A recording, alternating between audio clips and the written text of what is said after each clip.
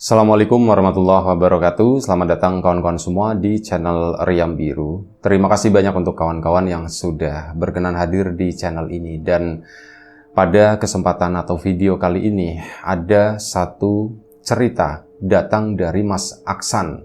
Mas Aksan tidak menyebutkan daerah tepatnya di mana, hanya menyebutkan di Jawa Tengah. Jadi Mas Aksan itu menceritakan tentang satu kejadian horor yang pernah dialaminya sekitar tahun 2009. Nah, pada saat itu Mas Aksan masih merantau dan dia harus ngekos gitu ya, karena nggak ada tempat tinggal saudara atau apa. Mas Aksan itu ngekos di sebuah rumah kos-kosan. Nah, kos-kosan tersebut itu posisinya atau kondisinya itu sebelahan dengan rumah bapak kos. Rumah bapak kos ini sama ibu kos, rumah seperti pada umumnya. Nah, di sampingnya itu ada satu bangunan khusus. Di situ ada 10 kamar hadap-hadapan. Dan di ujung sana itu ada 3 kamar mandi. Mas Aksan sendiri ngekos di situ waktu itu udah sekitar 2 tahun. Kosan yang nyaman, nggak berisik, kebanyakan diisi oleh orang-orang yang memang sudah bekerja begitu ya, bukan mahasiswa atau anak-anak sekolah. Jadi suasananya ya seperti itu, tenang memang. Meskipun tenang, tapi ini keakraban, kekeluargaan itu di kosan tersebut ini masih terjalin. Jadi bukan yang cuek-cuekan, bukan yang nggak kenal satu sama lain. Memang nggak 10-10-nya begitu ya, nggak 10 kamar itu akrab semua, nggak. Ada 1-2 yang mungkin memang orangnya tuh agak tertutup. Tapi sebagian besar itu begitu. Tenang, tapi mereka itu saling kenal. Jadi bukan yang tipe-tipe orang yang ngegampangin main kamar, masuk kamar, selonong boy, kayak gitu, minjem apa, ndak bilang, kayak gitu, itu ndak. Tapi ya mereka tuh yang kategorinya tuh sopan, permisi dulu, butuh apa, kayak gitu. Terus ngomong juga nggak teriak-teriak. Ada kalanya memang kosan itu rame, itu terutama misal malam minggu, malam Sabtu, kayak gitu. Biasanya anak-anak kan keesokan harinya itu libur, jadi mereka tuh pada begadang, ya entah nonton bola, atau entah cuman duduk-duduk di teras kosan tersebut, sambil ngobrol-ngobrol, bakar sesuatu, masak sesuatu, kayak gitulah.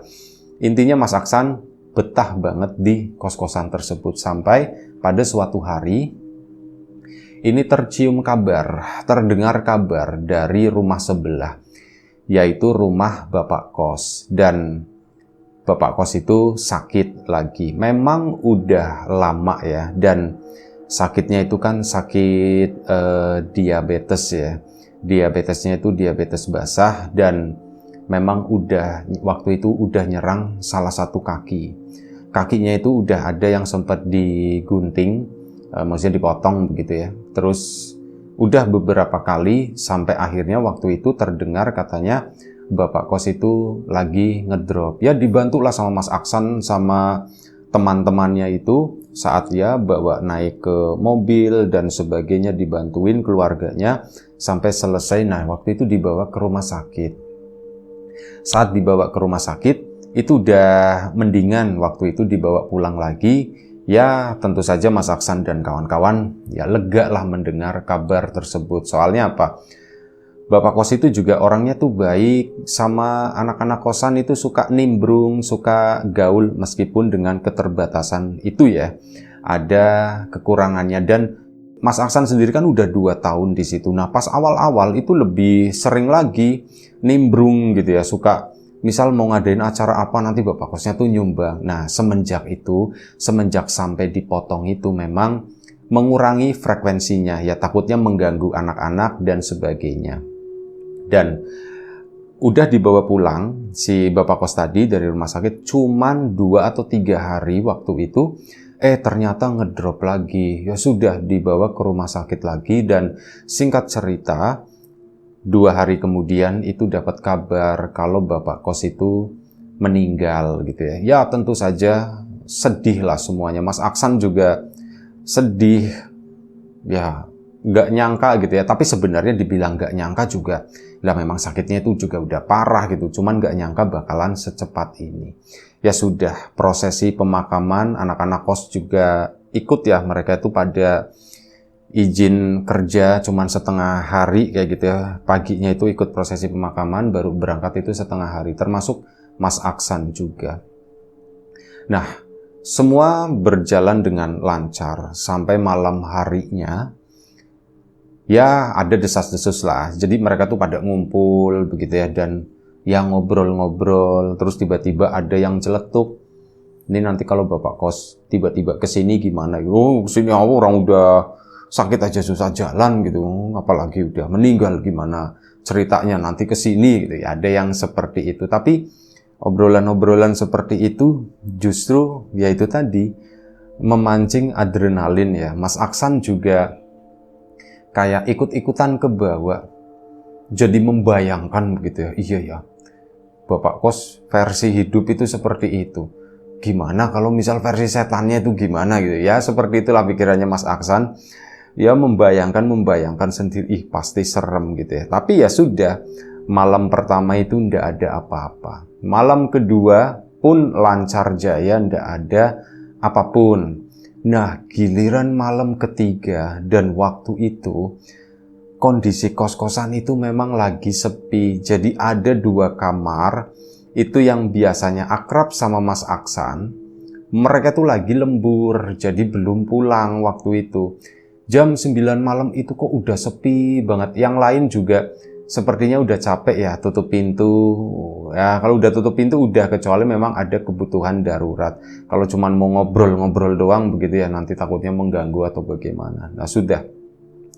Yang jelas malam ketiga itu rasanya itu sepi banget. Udah gitu, ada ndak tahu bau-bau kayak semacam kemenyan itu datang dari mana. Ya mungkin dari rumah sebelah, dari ibu kos, bakar-bakar apa atau apa gitu.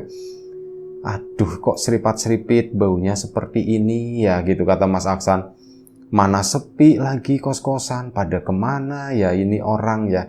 Dan sebelum kita lebih jauh dalam cerita, mohon izin mau promo bawang gorengnya Wiji terlebih dahulu. Bawang goreng renyah, kualitas premium, tanpa campuran apapun. Jadi benar-benar ya ini bawang goreng murni ya, tanpa tepung dan sebagainya. Bahkan kita nggak pakai micin. Untuk kawan-kawan yang kemarin sudah sempat memesan bawang gorengnya, terima kasih banyak atas pesanannya. Semoga suka bawangnya, ditunggu kembali pesanannya. Untuk kawan-kawan mungkin yang belum sempat nyicipin, belum sempat nyobain, di sini ada 4 ukuran ya, ada besar, sedang, kecil, sama yang 1 pouch. Untuk kawan-kawan yang belum sempat memesan, ditunggu pesanannya, nanti bisa cek di bawah ini ada produk-produknya. Itu aja, terima kasih, ditunggu. Dan kita lanjut lagi cerita dari Mas Aksan tadi. Nah, ini malam ketiga, itu jam 9 malam, itu kan udah rasanya tuh nyenyet banget, ada bau-bau seperti itu tuh udah enak banget. Bikin Mas Aksan itu jadi merasa sedikit lebih takut ya, yang sebelumnya itu nggak terlalu mikirin kayak gitu. Kesini makin agak-agak sedikit kebawa gimana gitulah. Dan akhirnya sudah, Mas Aksan pun memutuskan, udahlah, aku tutup pintu aja. Mas Aksan pun tiduran di sana sambil mainin HP waktu itu ya, main Facebookan waktu itu. Kertak-ketuk sendirian di kamar, nggak ngapa-ngapain gitu ya, cuma nunggu ngantuk, tapi yuk nggak ngantuk gitu ya. Ini sampai sekitar jam 10. Nah, jam 10 malam, Mas Aksan itu merasakan ada sesuatu yang aneh. Tiba-tiba dari bawah celah pintu kamarnya itu, Mas Aksan merasakan angin yang begitu kencang katanya. Angin itu dingin banget, kata Mas Aksan. Kok anginnya dingin banget dari situ ya, tumben apa pintu depan belum ditutup atau bagaimana ya. Les bodo amat gitu kan. Toh masih ada 3 kamar yang belum pulang, waktu itu lagi lembur. Mas Aksan diem aja di sana sampai akhirnya dia itu mendengar ada bunyi langkah kaki duk duk duk kayak gitu. Kayak langkah kaki yang bukan jalan normal, tapi jalannya itu kayak lompat-lompat semacam itulah. Duk, siapa ya yang jalan kayak gitu kata si Mas Aksan dalam hati. Bolak-balik. Mungkin kalau sekali itu nggak bikin Mas Aksan penasaran. Kesel, iya kesel. Soalnya apa? Ya jalan lompat-lompat. Mungkin di bangunan itu tanahnya nggak terlalu padat. Itu kan getarannya itu kerasa sampai kamar. Dek gitu. Itu nggak enak gitu. Mas Aksan lagi nunggu ngantuk. Ada seperti itu lumayan cukup mengganggu. Karena bolak-balik. Akhirnya Mas Aksan pun penasaran ini tuh siapa sih sebenarnya gitu ya. Dan ditunggu tuh Mas Aksan pun bangun gitu dari kamar, mendekat ke arah pintu di situ, coba didengarkan ini udah sampai mana gitu ya. Dan jalan dek, makin deket, akhirnya apa? Ngelewatin depan pintu kamarnya si Mas Aksan tadi. Begitu udah lewat, pintu pun dibuka, jegrek. Begitu dijegrek, Mas Aksan kenal siapa itu. Ada satu orang yang udah tua gitu ya, kakek-kakek. Dengan kaki, mohon maaf, buntung satu. Itu jalan tanpa tongkat. Jadi jalannya tuh lompat-lompat dek. Dan itu adalah bapak kos. Mas Aksan pertama, bapak kos ngapain malam-malam jalan-jalan di sini gitu ya. Ditutup lagi pintunya kan, memang sengaja nggak mau nyapa, jegrep. Begitu ditutup pintu, dia tuh baru tengah. Bapak kos kan udah meninggal gitu kan, bapak kos udah meninggal. Itu dia bukannya buka pintu lagi, mastiin atau bagaimana, dia tuh langsung menuju ke kasur, langsung keruwel begini, langsung pakai selimut, takut lah intinya gitu ya. Asem aku ngelihat, sumpah aku ngelihat bapak kos beneran apa yang diomongin kemarin sama anak-anak gitu ya, apa diomongin sama teman-teman itu ternyata beneran. Dia pun ngeruwel di sana. Nah, sampai kurang lebih sekitar jam 10 atau jam 10 lewat lah. Mas Aksan udah bisa tidur karena takut. Udah setel radio, tetep aja takut itu tuh nggak hilang. Udah coba ngapain gitu ya, ngitung paku yang ada di langit-langit gitu. Itu pun sama, nggak ngaruh. Sampai akhirnya ini Mas Aksan udah mulai ngantuk waktu itu. Ngantuk tapi belum tidur. Jadi baru les begitu. Tapi nanti bangun lagi, nanti tidur lagi, nanti bangun lagi. Baru seperti itu. Tiba-tiba ada suara orang itu lari. Duk gitu kan. Itu 2 orang temannya Mas Aksan yang tadi lembur. Itu lari sambil kayak gitu teriak-teriak gitu kan. Tapi teriak-teriaknya bukan yang heboh banget gitu, enggak, cuman kayak orang gembrungsung gitu ya, berusaha masuk ke dalam kamar seperti itu. Mas Aksan pun langsung, itu kan suaranya si Hamdan sama si Juki misalkan gitu. Hamdan sama Juki ngapain gitu ya. Mas Aksan pun bangun lagi, buka pintu, jegrek, woi ngapain? Mereka berdua kaget disapa sama Mas Aksan. Weh San, kenapa, ada apa? Mas Aksan pun nanya seperti itu sambil keliling-keliling. Bapak kos ada ndak gitu ya, waktu itu cuman nggak ada siapa-siapa. Mereka yang mau masuk kamar itu nggak jadi. Jadinya masuk ke kamarnya Mas Aksan ke situ. San, masuk sini dulu. Ya udah sini masuk. Belum tidur San? Belum, aku nggak bisa tidur, kata si Mas Aksan. Kenapa, ada apa? Mas Aksan pun akhirnya nanya kan. San, tadi San, kami baru pulang gitu kan. Terus di depan ada bapak kos, katanya begitu. Yang bener.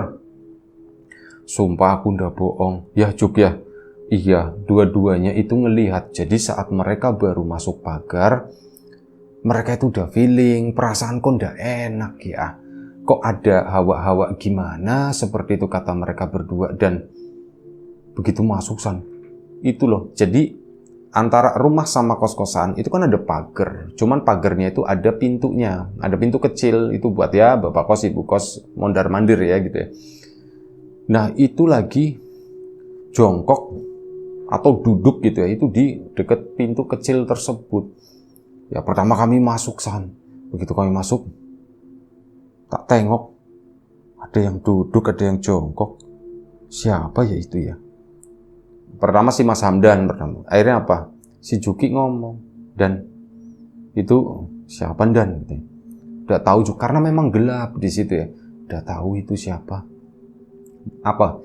mereka nyadar itu setelah sosok tadi itu bangun dari jongkoknya. Nah, begitu bangun, ngelihat, mohon maaf ya, ngelihat ke bawahnya itu kan ada yang kurang gitu. Ya mereka tuh langsung mengenali itu adalah sosok Bapak Kos. Bapak Kos nggak nyapa, nggak apa, cuman berdiri sambil ngeluarin suara seperti itu kan, cuman gitu. Nah ya itu bikin panik mereka berdua. Akhirnya masuklah kedebak-kedebuk seperti itu dan sudah. Nah ini yang satu yang lembur juga, nggak lama setelah itu sekitar 10 menit kemudian pulang, tapi nggak mengalami apapun. Nah waktu itu masih ngumpul di kamarnya Mas Aksan. Mas Aksan pun cerita, lah kalian berarti telat, aku udah duluan, kata Mas Aksan. Duh, duluan gimana? Aku tadi sebelum kalian pulang, aku udah didatengin. Di mana, San? Jalan di situ, katanya begitu kan. Jalan mondar-mandir, nggak tahu siapa, dakduk. Aku yang udah kepikiran, Bapak Kos, gitu kan. Begitu tak buka pintunya, untung Bapak Kos ngadep sana, tak tutup lagi, katanya. Aku dari tadi ya begitu, ketakutan, kata si Mas Aksan. Ya wis, nah akhirnya udah, sekitar jam 11, jam setengah 12 malam, mungkin ya karena mereka capek, mereka pun pulang ke kamar masing-masing. Mas Aksan pun akhirnya tidur ndak lama setelah itu karena memang udah capek, udah ngantuk juga kan. Dia tidur jam 1 pagi. Mas Aksan itu terbangun gara-gara ada sesuatu di sana. Nah, di sela-sela pintu kamarnya Mas Aksan itu ada sesuatu yang bergerak-gerak. Kayak seolah-olah kayak kecoa mau masuk tapi ndak muat gitu ya.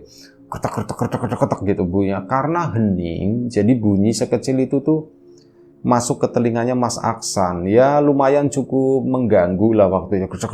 Apa sih gitu ya. Dilihatin itu dari sela pintu bawah itu nggak kelihatan apapun.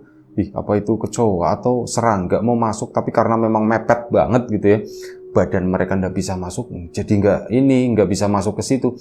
Apa itu atau bukan ya, kosak itu mengganggu banget. Dan akhirnya apa? Mas Aksan pun buka pintu. Nah, buka pintu pelan-pelan begini, nggak ada apa-apa di situ. Cuman begitu nengok ke arah sana, ke arah depan, Bapak Kos itu kayak begitu sambil jalan, itu sambil jalan, badannya tuh kayak apa ya? Jadi Bapak Kos itu cuma pakai kaos doang, celana pendek, di bagian bawahnya itu dibalut, diperban gitu ya. Jadi kayak penampilan keseharian lah seperti itu. Itu kayak gitu. Ngelihatnya tuh ke bawah, nggak ngeliatin ke arahnya Mas Aksan, cuma ngeliatin ke bawah. Itu jalannya tuh ya lompat-lompat, satu kaki itu duk sambil Mas Aksan mau masuk ke dalam kamar lagi, itu rasanya tuh susah banget. Yang ada itu lemes. Mas Aksan itu terjongkok jatuh di situ, cuman begini doang, tapi nggak berani ngeliatin ya, ngeliatnya itu ke arah lantai. Ya inilah bayangan si sosok tadi itu lewat di depannya Mas Aksan. Nah ini pintu sampingnya ternyata sama. Begitu dibuka, San, nah manggil sih itu tadi si Mas Aksan. Ya Mas Aksan pun akhirnya sadar gitu kan, lihat si temannya, tapi tetap badan itu masih lemes. Ini si sosok yang menyerupai Bapak Kosnya itu pergi menuju ke belakang sana, ke arah kamar mandi, masuk ke situ, slep, dan udah ndak keluar lagi. Itu Mas Aksan kan cuma duduk begini doang. Akhirnya kan temannya yang masih kuat itu ngebantuin Mas Aksan bangun. Bangun. Woi, bangun. Mas Aksan berusaha bangun, ini temannya bangunin teman yang satunya. Dek. Juki bangun. Itu yang si Hamdan ya, ini si Juki bangun.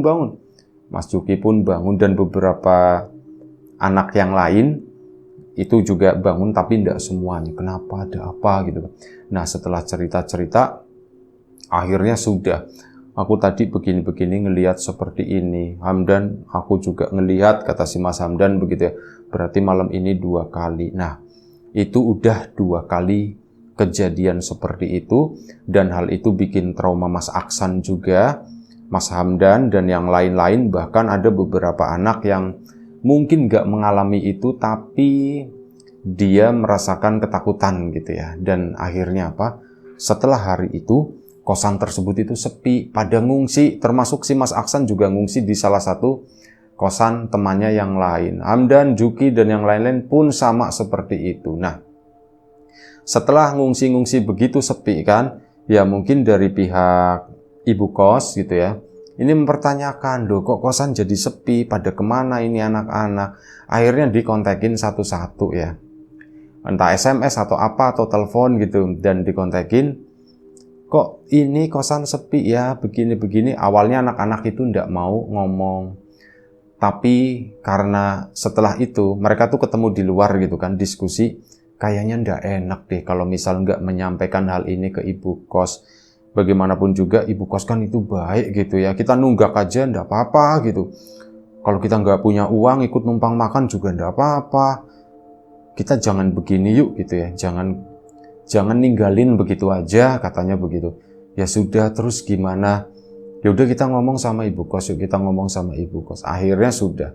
Setelah berembuk itu, mereka pun memutuskan untuk ketemu sama ibu kos. Ya rame-rame di situ sambil ngasih semangat, bikin rumahnya itu rame lagi dan sebagainya gitu ya. Di situ disampaikan, Bu, kami itu kemarin sebenarnya begini-begini, Bu.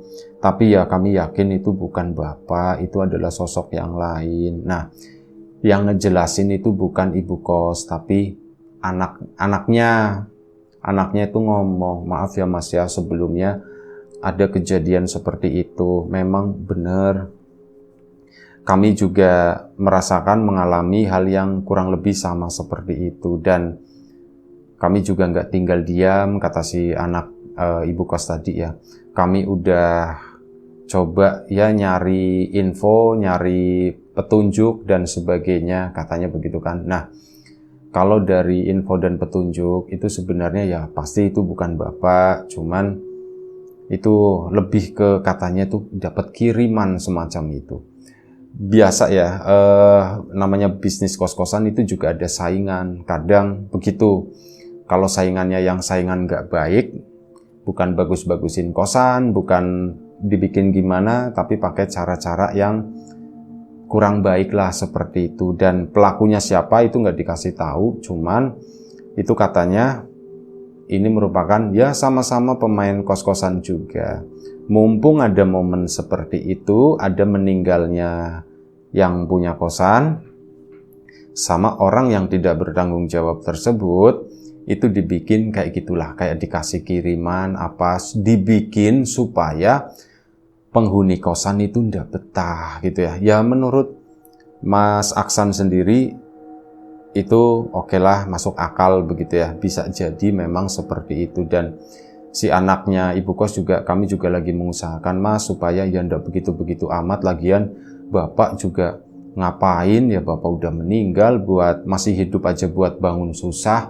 Ini masa udah meninggal jalan-jalan terus gangguin anak-anak kosan yang lagi beristirahat, lagi ya namanya juga habis bekerja capek begitu, masa dibegituin. Iya ya Mas, ya itu masuk akal juga. Dan akhirnya ya udah Mas, butuh apa tak bantuin sama anak-anak kos begitu. Akhirnya sudah, si anaknya ibu kos ini udah selesai ya hari itu. Dan keesokan harinya si anaknya ibu kos itu sekitar jam 9 malam nanti minta bantuan ya Mas. Ya nggak usah rame-rame, sendiri-sendiri aja, kami minta doa, baca ini, kata si anak ibu kos tadi. Ya udah, nanti kita bantuin. Nah itu serempak tuh, kompak. Ya mungkin ada 1-2 yang nggak ikut gitu ya, tapi hampir semua yang tinggal di sana 10 kamar itu penuh. Itu mereka kompak, dari jam 9 malam sampai jam 12 itu mereka baca surat tertentu begitu ya. Itu baca surat tertentu, ada yang pintunya tetap dibuka, ada yang ditutup, bahkan ada yang di depan di sana bareng-bareng kayak gitu. Ada dilakukan sampai jam 12 malam. Nah, begitu tepat jam 12 malam, itu semua yang ada di kosan tersebut, termasuk Mas Aksan, semuanya mendengar dan semuanya itu dibikin kaget. Ada suara dentuman, itu kenceng banget, duar gitu, kayak mercon gede. Bunyinya itu di atap kosan di situ. Semuanya itu kaget dan ya anak ibu kos akhirnya datang ke situ. Apa itu mas? Itu kan udah selesai ya sampai jam 12 malam. Itu kayaknya mungkin mental kali, kata si itu ya anaknya ibu kos itu mungkin mental kali ya. Nggak ngerti lah. Mungkin itu hasil dari usaha kita. Ya wis, semoga besok-besok nggak ada apa-apa lagi, minta doa aja buat bapak, kata situ ya. Iya mas, tak doain terus gitu ya, tak doain terus, kata anak-anak itu seperti itu. Sampai alhamdulillah malam itu nggak terjadi apapun, meskipun ada ketakutan begitu ya. Malam itu nggak terjadi apa, keesokannya masih takut itu masih ada, belum hilang. Ada yang tidurnya bareng kayak gitu, jadi ngumpul-ngumpul karena takut itu tadi. Sampai beberapa hari, sekitar 3 hari kemudian, rasa takut itu udah mulai hilang. Ya, Mas Aksan sendiri mulai yakin gitu ya, oh ya berarti memang benar yang kemarin itu semacam kayak kiriman begitu doang, dan itu bukan bapak kos, dan ya sekarang udah pergi tentu saja. Nah ya ceritanya sampai segitu aja. Itu adalah pengalamannya Mas Aksan digangguin sosok yang mirip dengan bapak kos yang baru meninggal di kos-kosannya tersebut. Itu aja ceritanya. Setelah itu memang udah selesai, nggak terjadi apa-apa lagi. Mas Aksan pun masih tinggal di sana sampai beberapa tahun ke depan. Baik, terima kasih Mas Aksan atas ceritanya. Kawan-kawan di rumah juga terima kasih banyak atas support dan dukungannya apapun itu. Kawan-kawan subscriber, kawan-kawan membership, kawan-kawan yang udah kasih support dalam bentuk super thanks Kriam Biru, terima kasih banyak. Kawan-kawan yang udah ngasih like, udah nge-share ke yang lainnya, kawan-kawan yang udah ninggalin komentar juga terima kasih banyak. Kawan-kawan yang sudah memesan bawang gorengnya Wiji tentu saja terima kasih banyak. Kawan-kawan yang belum sempat memesan, ditunggu pesanannya. Dan doa terbaik dari kami untuk kawan-kawan semua, semoga selalu diberi kemudahan dalam hal apapun, termasuk kemudahan dalam hal rezeki, yang sakit segera diberi kesembuhan, yang sehat tetap dijaga kesehatannya. Baik. Sampai jumpa di episode selanjutnya. Riam Biru, jaga kesehatan kawan-kawan semua. Sekali lagi terima kasih banyak. Assalamualaikum warahmatullahi wabarakatuh.